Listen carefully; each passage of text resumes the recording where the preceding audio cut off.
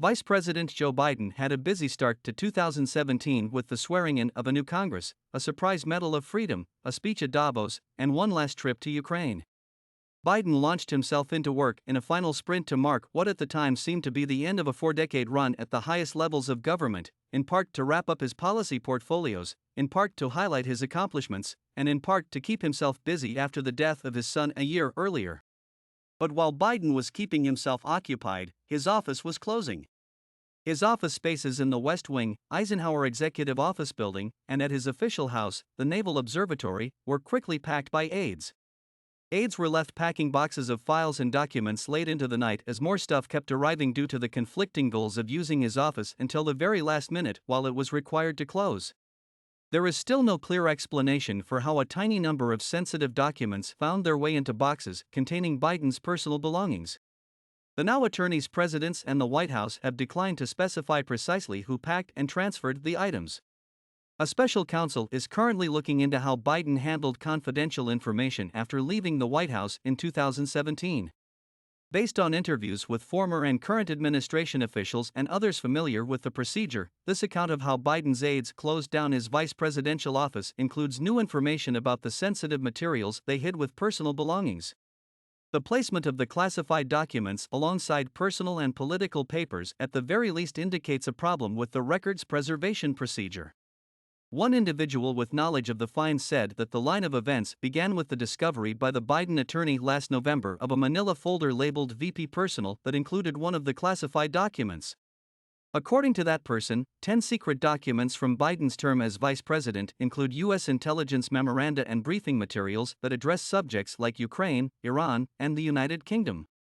A message from Vice President Joe Biden to President Barack Obama and two briefing papers preparing Biden for phone discussions with the British Prime Minister and Donald Tusk, the former Polish Prime Minister who presided over the European Council from 2014 to 2019, were also included. How much of this content is still sensitive is unknown. Former staff members and others with knowledge of Biden's departure from federal service recall a real attempt to abide by the law that was made challenging by an exceptionally active final stretch. Because there was no clear path leading directly from the White House, the process became quite fragmented, according to a source with first-hand knowledge of it. In those final days, the daily nearly quickened. All the while, folks were attempting to pack in moments when he wasn't present while simultaneously making sure he still got what he needed. Members of Biden's staff, including junior aides and assistants who were given boxes to store the vice president's belongings, packed the vice president's possessions. Biden's chief of staff Steve Ricchetti and communications director Kate Bedingfield were among the staffers working in his office at the time. Both are currently in high positions in the Biden White House. Senior advisor Mike Donilon and other prominent advisors who have worked with Biden for years have already left the administration. People with knowledge of the situation claim that lower-level staff members, including Biden's executive assistant Kathy Chung, who now works for the Pentagon, and other personal assistants, did the majority of the actual packing of his things and papers. According to a defense official, Chung was questioned as part of the investigation into the secret documents discovered in Biden's private offices.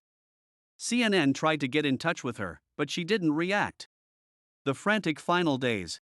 People with knowledge of the situation claim that the final days of Biden's vice presidency were busy with packing souvenirs, pictures, and personal paperwork.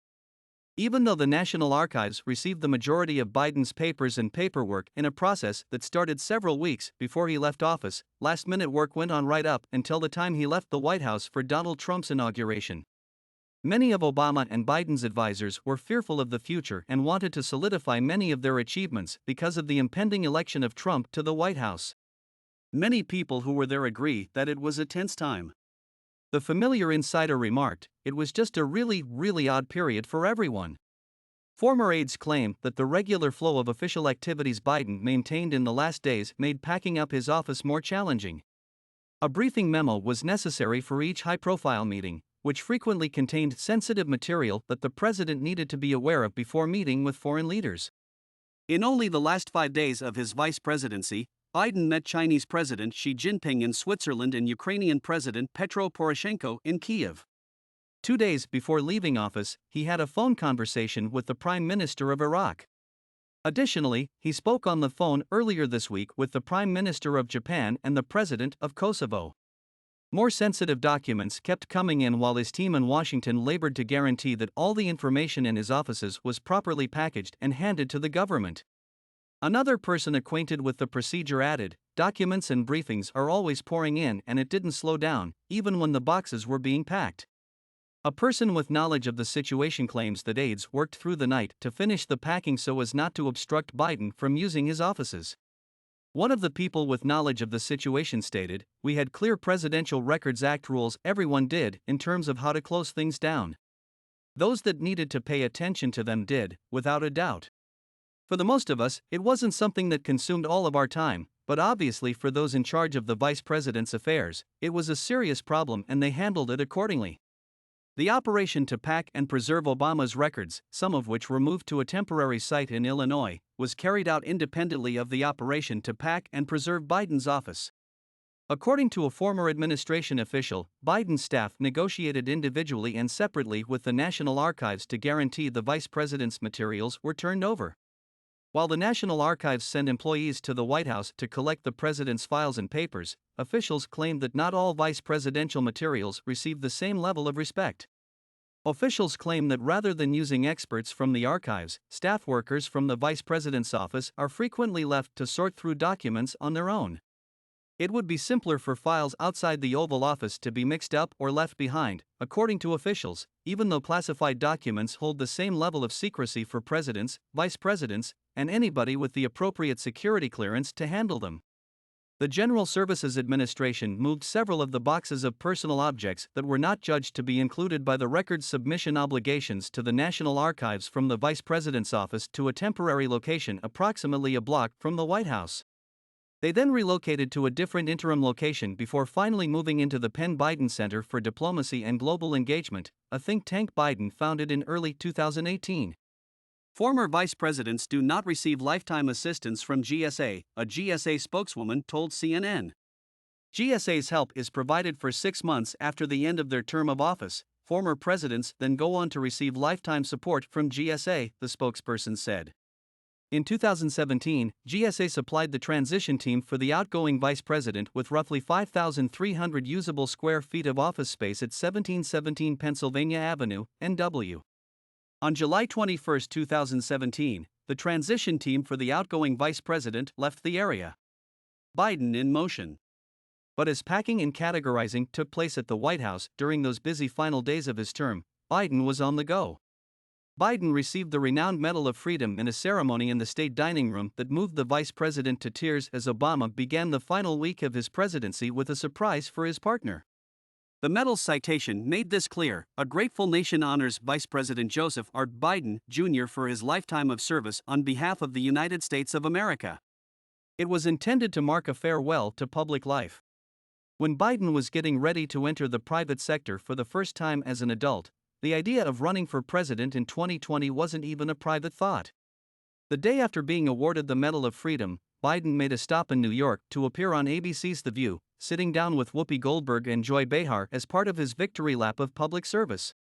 "I want to express what an honor it has been to support and stand with Ukraine over these past 25 years, first as a senator and most recently as vice president," Biden said after meeting with Poroshenko in Kiev and wishing him well. And at the World Economic Forum in Davos, he gave a farewell speech and met Xi, who he had gotten to know when they were both vice presidents, on the sidelines. Former aides claim that Biden was entirely focused on memorializing his work on the Ukraine as well as the other policy topics Obama assigned him. Biden attended the inauguration of Trump 3 days later. He was without the trappings of an office or a title in Washington at noon on January 20, 2017, for the first time in 44 years. He returned to his Wilmington home on his favorite Amtrak.